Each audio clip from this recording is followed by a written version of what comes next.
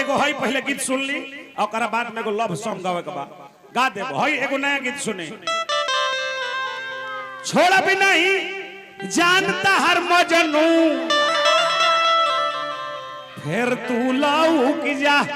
छोड़ा भी नहीं जानता हर मजनू फिर तू लाऊ की जा।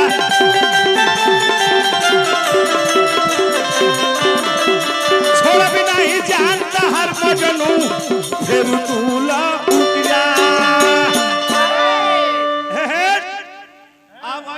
काता को तार आवा आवा काता को तार ढोढ़िए में ढूक जा।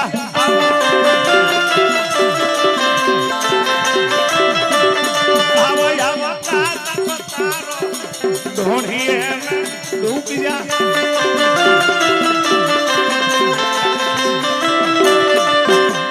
ए भैया तछो बता जहर जइबो हो जाई विदाई। छुआ बता जहर जइबो हो जाई विदाई।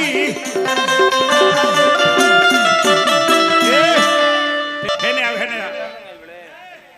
ई टेस्टर हो ई बड़का भतार हो तक ए आरामी से चेक कॉल लाई। लाइन से चेक कॉल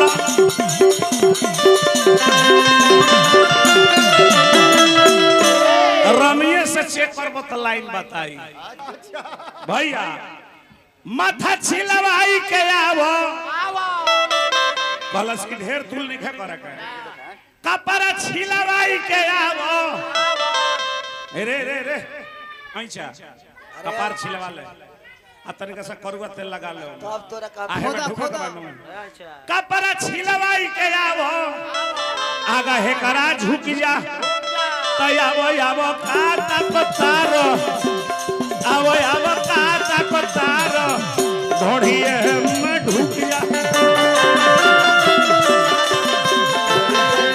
ढुक जा आवो काता को तारो ढोढ़िए में ढुक जा।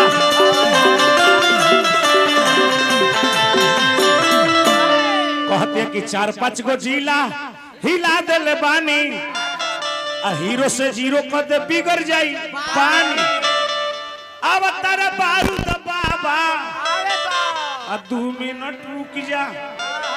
आया वया काता पतार आवया काता पतार आ ढोढ़िए में ढुक जा।